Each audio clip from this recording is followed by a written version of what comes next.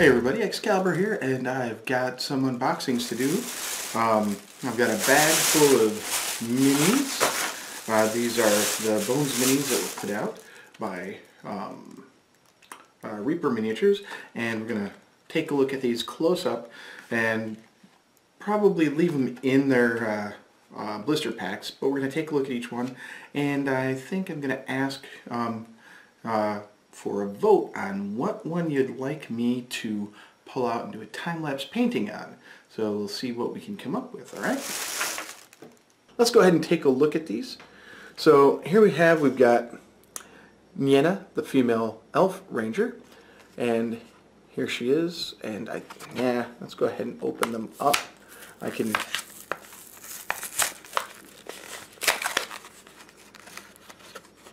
go ahead and describe the quality of the mini. Whoop. And we can get better looks at her.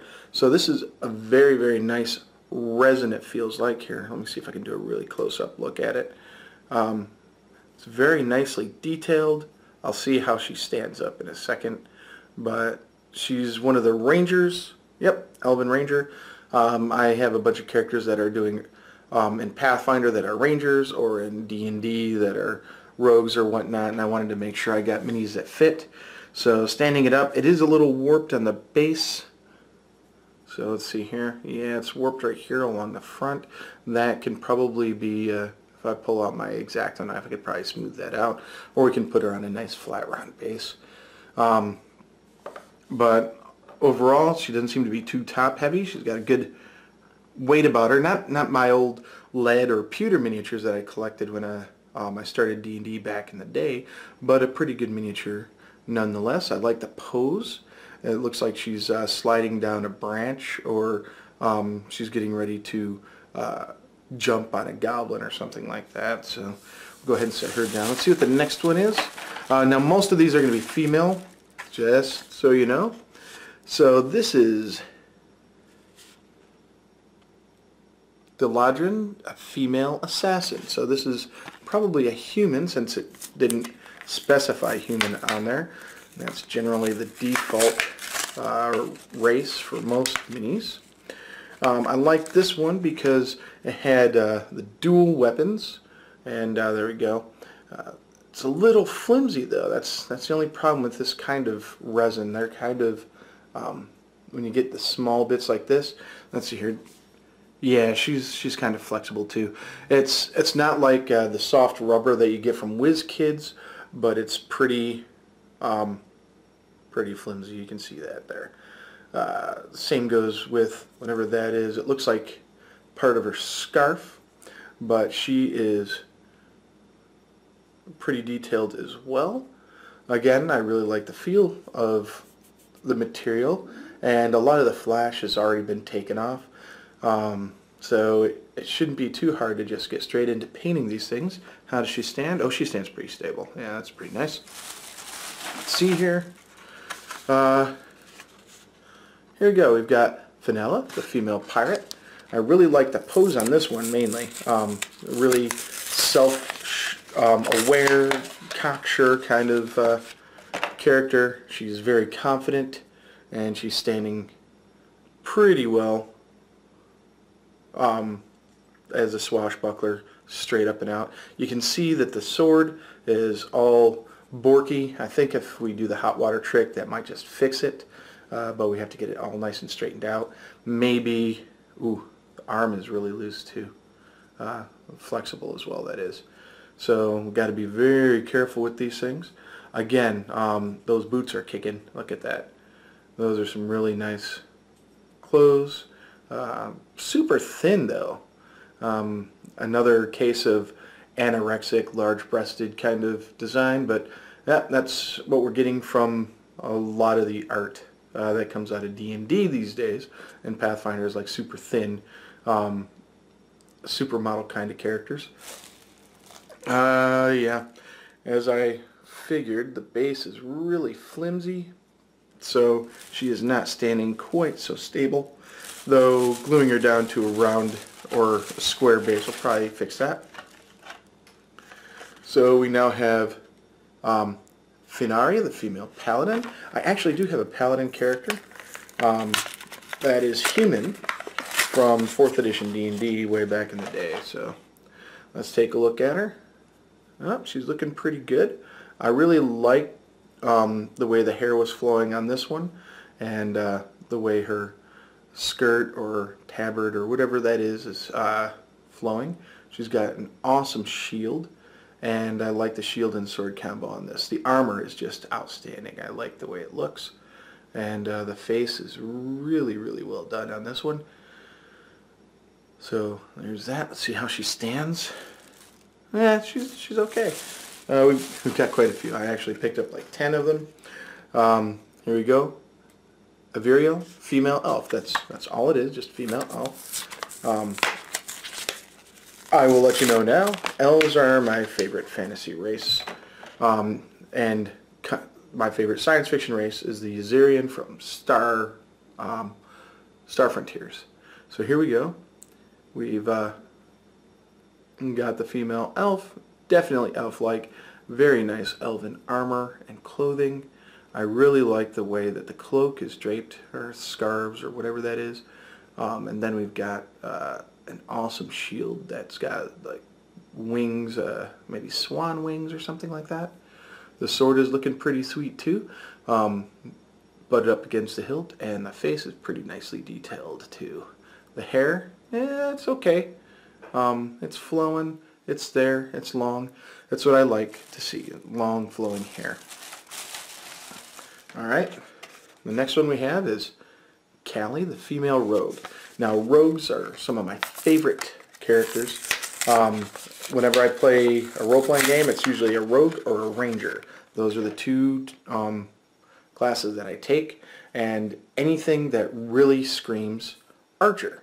So here we are, we've got a rogue archer, and there we are.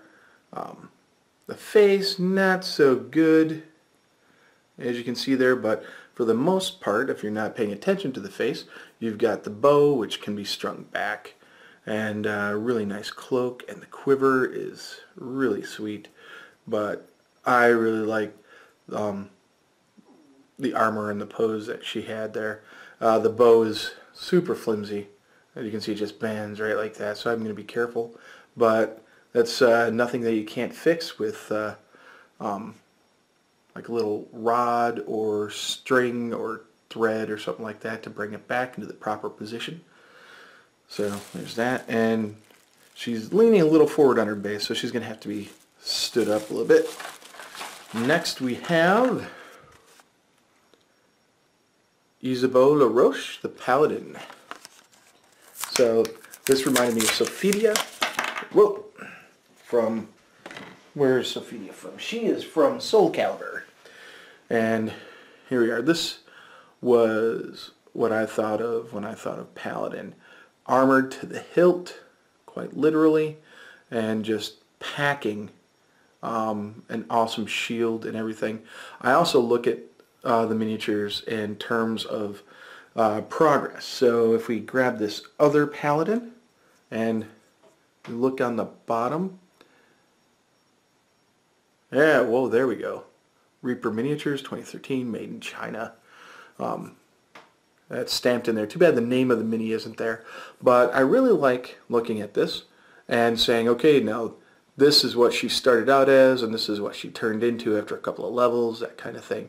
But she's got a really rocking shield too, look at that. And the cloak is classic. I'm really enjoying that. A lot of these are going to have to be put on a plastic base or something like that, and we'll have to see what's going on. So this is Astrid, a female bard. Now, I'm not really a bard fan, not at all, but I just love the way this figure looked, and you've got to be a special kind of crazy to go into battle with a guitar or a mandolin. And there we go, we've got her electric mandolin there. And she's in a pretty nice pose. She's got her sword sheathed and right behind her, but she's ready to kick butt. She's got some crossbow quarrels there, and just pretty much rocking it. It screams rock star, I think. And her hair is, actually, rather short. Get up there. There we go. It's a nice short hairdo. That's another thing. I liked the fact that some of these miniatures had long hair and some had short hair. We've got two left. Let's see here. We've got Trista, the female warrior. Now, this just reminded me of what's so good about like Red Sonja, another female warrior you may have heard of. So we'll bring her up. She's got her sword. She's got another just belted at her waist. There we go. An awesome shield. Look at that. It looks like a dragon's head or something. And short sword. Her hair is pulled back and flowing in the wind. And she's wearing some awesome armor. Not the super spiky stuff, but it looks like it could be well articulated and very, very practical to wear in battle for a female warrior. Although I do have to admit that anybody who makes armor that shows breasts in it is definitely looking for the sex factor in the armor. It'd be more practical to put more padding in there and maybe a little bit more protection with a flatter chest plate. But it brings out the femininity of the character, I think. So here we go. Last one we have Elquin, the High Elf Adventurer. Now this is just a straight mini that I figured would be a great starter character that hadn't chosen a class yet, or somebody who has decided to just strike out on their own, like maybe a princess or a mage or wizard. But here we go, and yes, they were all female. I chose them specifically because they were female. I prefer female characters because they're far more interesting to role play since I am male, of course. But this figure is really nicely detailed, a very nice sweeping cloak, very nice pose. The staff is awesome. You can easily make her into a wizard, though it looks like she would go someplace else, maybe a rogue or something. But just an adventurer, that's all she is. You can see her pointed ears right about the top of her hair, just to give her that elvishness. And here we go, there we go. It's like a little pack. I'm not sure exactly what's in there. To me it almost looks like loaves of bread or something. But she's packing a lot of stuff on her. She's got a bandolier with pockets filled with stuff, a whole bunch of other things, and then little side pouches and everything. So there we go. There we have it. I think these minis here are pretty sweet. And I'm going to be choosing one of them and painting them. So I'll probably go with one that has a little bit of detail. I'm looking at maybe this one here. I would love to do this one, but I have to fix it more. I'm probably going to go with one of these guys here, maybe. One of these four up front. So we'll see more about that in an upcoming video once I've decided which one I'm going to do or which one you have suggested I do. So I'm going to, of course, keep the packaging so I know the names of all of them, and we will. And of course, I could go back and look at the video and find out the names. So that's that. That's the unpackaging of 1, 2, 3, 4, 5, 6, 7, 8, 9, 10 figures, as I said. Okay, I'll be back in a moment. Okay, and that was the unboxing of all these little lovely ladies here. I'm pulling up the 5 that I'm thinking about painting, and I'm going to see if I can't hold them up so you can see them.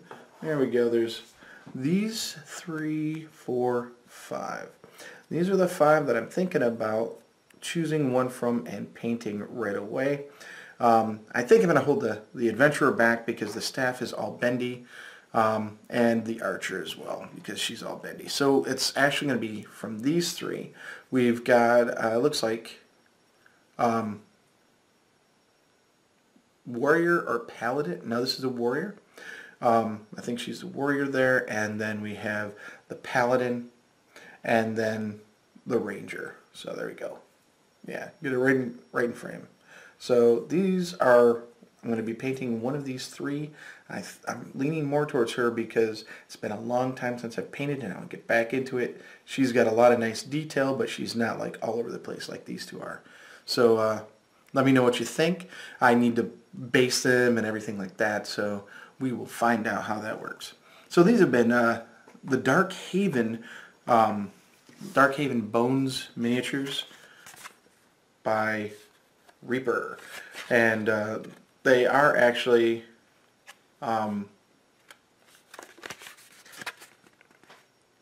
engineered for MSP, MSPHD. But there's a URL, reapermini.com/bones, to see more of those minis, and this is, and ready to paint or play right away.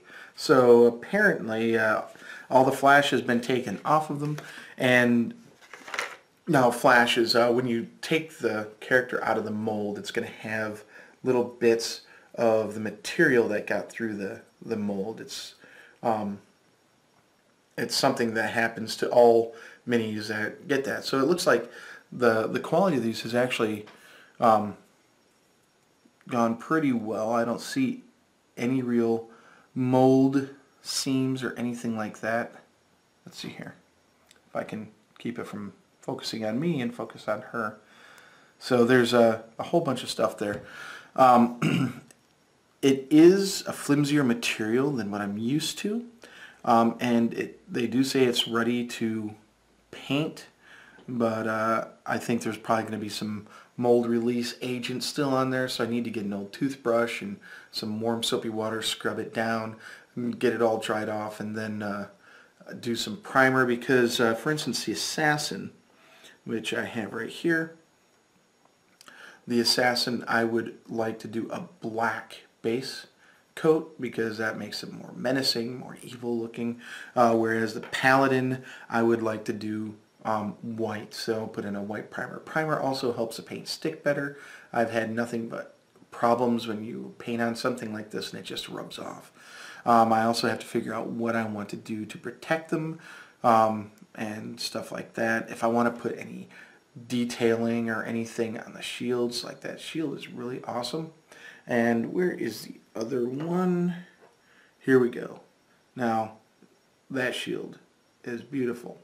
You can see the wing pattern and everything in there. You can tell that it was meant to be a bird of some type. And then we have this shield here, which is pretty awesome.